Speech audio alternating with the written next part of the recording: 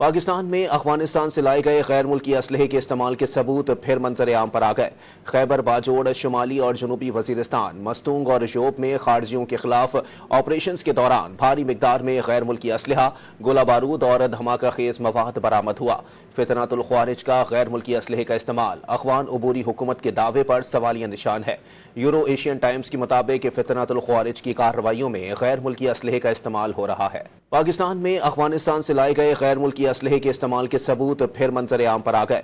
خیبر باجوڑ، شمالی اور جنوبی وزیرستان، مستونگ اور شوپ میں خارجیوں کے خلاف آپریشنز کے دوران بھاری مقدار میں غیر ملکی اسلحہ، گولہ بارود اور دھماکہ خیز مواد برآمد ہوا۔ فتنۃ الخوارج کا غیر ملکی اسلحے کا استعمال افغان عبوری حکومت کے دعوے پر سوالیہ نشان ہے۔ یورو ایشین ٹائمز کی مطابق فتنۃ الخوارج کی کارروائیوں میں غیر ملکی اسلحے کا استعمال ہو رہا ہے۔ پاکستان میں افغانستان سے لائے گئے غیر ملکی اسلحے کے استعمال کے ثبوت پھر منظر عام پر آ گئے۔ خیبر باجوڑ، شمالی اور جنوبی وزیرستان، مستونگ اور شوپ میں خارجیوں کے خلاف آپریشنز کے دوران بھاری مقدار میں غیر ملکی اسلحہ، گولہ بارود اور دھماکہ خیز مواد برآمد ہوا۔ فتنۃ الخوارج کا غیر ملکی اسلحے کا استعمال افغان عبوری حکومت کے دعوے پر سوالیہ نشان ہے۔